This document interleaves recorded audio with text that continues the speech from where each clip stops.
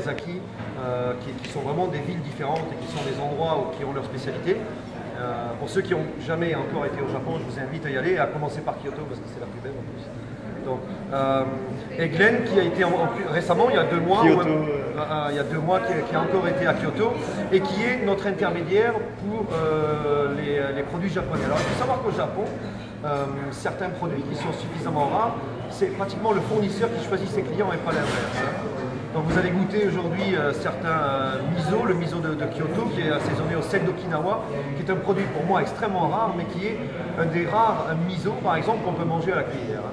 Alors on sait qu'en général les miso qu'on trouve en Europe, c'est plutôt l'équivalent d'une béarnaise de Vos Clemens au Japon quand on leur fait goûter une mayonnaise. Donc voilà, on viendra vous voir à chaque plat un petit peu pour vous expliquer. Si vous avez quelques questions sur certains produits, Glenn est là aussi pour vous parler un petit peu de ses expériences. Et puis ensuite, je viendrai à table avec vous pour répondre à toutes les questions. Bon appétit!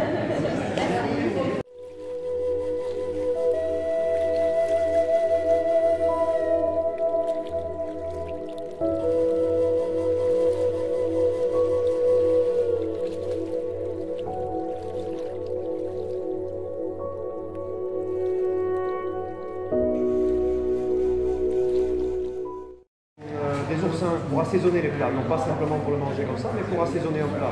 Dans la région de Miyazaki, par exemple, sud-est du Japon, on peut déguster du bœuf de Miyazaki, qui n'est pas le Kobe beef, mais qui est, à mon sens, bien meilleur, bien supérieur en qualité. Il sert par exemple le bœuf cuit à point avec dessus pour assaisonner des oursins. Alors ici, à la place des oursins, ce qu'on a fait, c'est que ce sont des petits rougets de roche. Vraiment des tout petits, ce sont les plus élégants en bouche, vous allez voir. Ils ont été pochés dans de l'huile d'olive. Dessus, c'est une poudre qui est à base de sakura. Ça, ce sont les cerises japonaises, bien sûr.